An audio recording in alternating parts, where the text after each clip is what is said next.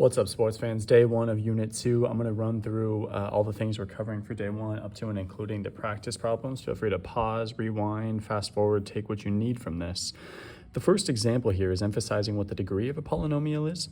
The degree of the polynomial is the greatest degree of any term within the polynomial. So here, there's only one term, and the exponent for the x is 1, the exponent for the y is 2. 1 plus 2 is 3, so this is a third degree monomial. Mono means 1, there's only one term. Third degree because 1 plus 2 is 3. You could call it this, don't stress about it, third degree works. Here, there's 3 terms. That makes it a trinomial. Trinomial, think of a tricycle, it's got 3 wheels, trinomial. It's a second degree because the term with the most exponents, so the highest degree, is this 6xy. X to the first, y to the first, 1 plus 1 makes 2. This term right here has degree 1. This term here has degree 1. 2 is bigger than 1 and 1. So this is a second degree trinomial. You also, for the nerds, you can call it a quadratic trinomial.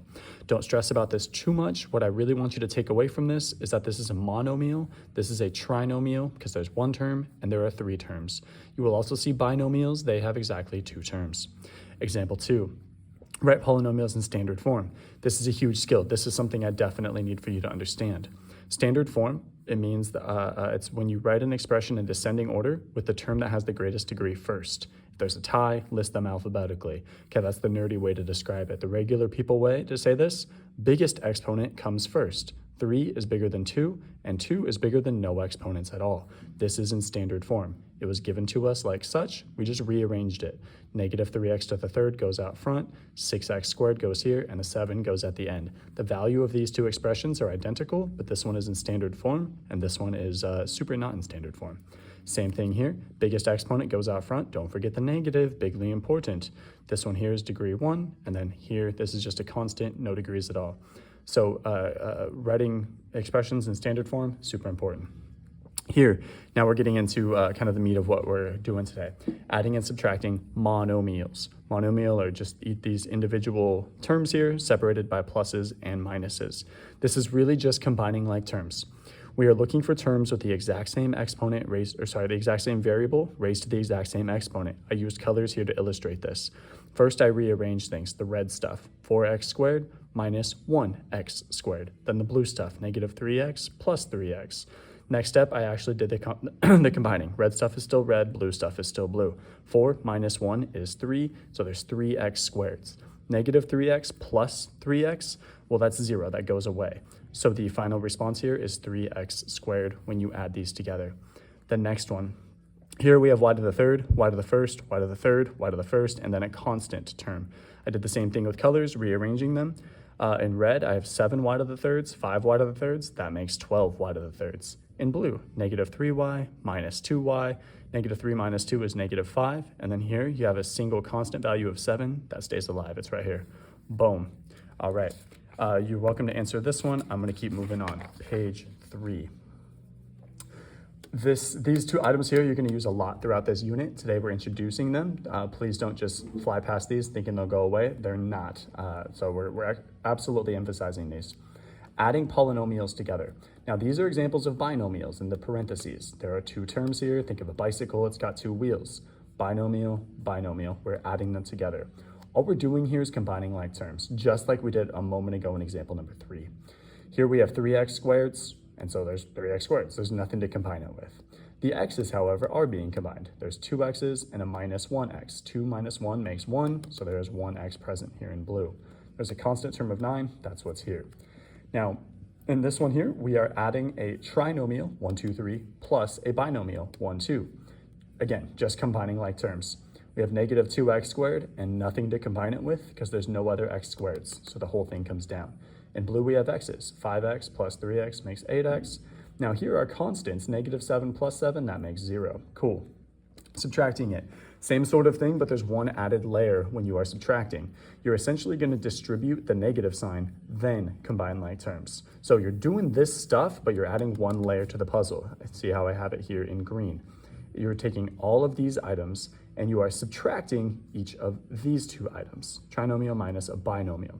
When we quote unquote distribute the negative sign, that changes the sign. So this negative x becomes a positive x. Notice how green arrows, green circles here, then this positive 4 becomes negative because we are subtracting it. Now we simply combine like terms, just like we did above and just like we did in example number 3 on the previous page. 3x squared is 3x squared, 4x plus 1x is 5x, 2 minus 4, 2 minus 4 is negative 2. Same thing here, distribute the negative sign, positive becomes negative, positive becomes negative. Notice the negatives, I circled them in green. Combine like terms. These ones are out of order, so this is a really good example of practicing standard form.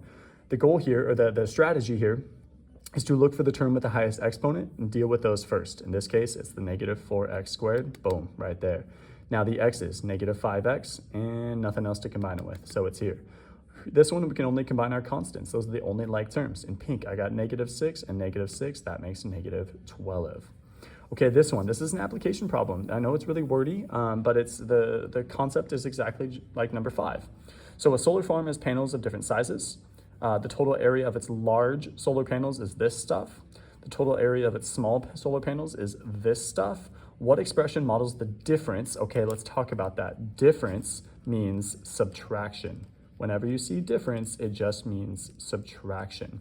So the difference between the total area of the large and the total area of the small. Okay, so we take the area of the large, 33x squared plus 384x, boom, right there. Probably could throw this in parentheses here. And what we're doing is subtracting the area of the small solar panels. That's this stuff here. You can see that I've subtracted it here. The same sort of distribution with the negative sign, signs change. Positive 4x squared turns into negative, positive 24x turns into a negative, and then we combine like terms. 33 minus 4 is 29, 384 minus 24 is 360.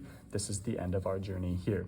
This one's worth exploring for the nerds in the room. For the video, I'm going to keep going. Here's a summary of everything we've done so far in this lesson. Standard form, biggest exponent goes out front, and then the next biggest, and then the next biggest, and then finally your smallest, or the one with no variables and exponents at all, called the constant term. We can name polynomials. I'm not so picky about the degree. I'm more picky about knowing that this is a trinomial because there are 3. So we have monomial with 1, binomial with 2, trinomial has 3 terms. Anything with 4 or more, we just refer to as a polynomial. Poly means many, so just a bunch of different terms. Here, adding and subtracting, this is your key takeaway. This is the what that you need to take away from this, because we are going to be building on this a lot through over the next few weeks. When adding polynomials, you really just combine like terms. When subtracting, there's one more piece to the puzzle, distribute the negative, and then combine like terms. This is the summary of everything we've done. Now, let's get into our practice problems. Again, I'm going to keep going at the same sort of pace. The practice problems that were assigned, page 5, numbers 2, 8, 9, 10, 11 for the nerds in the room. I also encourage you to spend some time with number 4 and number 12. In this video, we'll see if I get there. Number 2, it's over here on page 5. Communicate precisely. How do the definitions of the prefixes mono, bi, and tri help when naming polynomials? I wrote more than what needs to be here, but this is the gist of what you need to take away. Mono means 1. Anytime you see mono in any sort of word, not just math class, it means 1. So a monomial has 1 term. Bi means 2. Think of a bicycle, 2 wheels. Binomial has 2 terms. Trinomial, tricycle, 3 wheels. That means 3. A trinomial has 3 terms. Mono, bi, and tri is super helpful. Next, question number 8.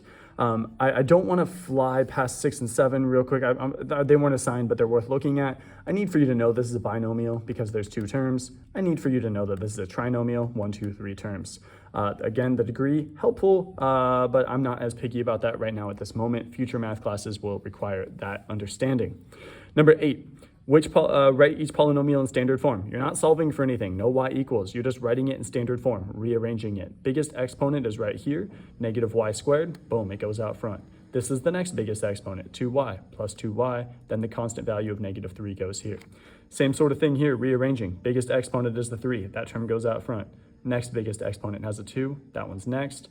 This exponent is a 1, it's implied, the minus 2x is here, the constant is there at the end. Now, simplifying these 2 expressions, we just did stuff like this a moment ago. I did the same thing with colors. X squared plus 2x squared, 1 plus 2 makes 3. Here in green, I got 2 x's, I got a -5, 2 minus 5 is -3. Here in blue, -4 minus 3 is -7. This is complete.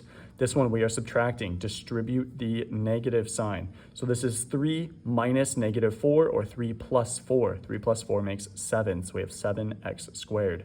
In green, we have -5 minus a -2x, so -5 plus 2x is -3x. I know that one's tricky. Then here in blue, -8 plus 1, that's -7. Notice also how these are both written in standard form because I started with the biggest exponent. I need these items written in standard form. For the nerds in the room, number 12, this will be the last bit of this video. Nerds, check out number 4. I'm not going to discuss it. I think this is a good enough discussion. Number 12. Square prism has a square sides with area of x squared plus 8x plus 16. The rectangular sides with an area of this stuff. What expression represents the surface area? Okay, here's a square prism. There are 2 square sides here in red. There are 4 rectangular sides here in blue. We are just trying to find the area of each of these sides. There are 6 sides in total. Because there are 2 square sides, we're going to take the area of one square side and multiply it by 2. I distributed a 2 into each of these. I got this expression here in red, this trinomial. Now the rectangular sides, this is the area that was given over here in number 12. We have 4 of those sides. Distribute the 4 in. That gives us this trinomial. Now the total area of the surface of this thing is going to be the red trinomial, the blue trinomial. Add them together. You're really just combining like terms. How many x squareds do we have? 2 here, 8 here. 2 plus 8 makes 10. Our x's, 16 here, 60 here, that's 76. Our constant value is 32 plus 112 is this. Okay, this is a real quick summary of day 1, unit 2. Thanks for watching.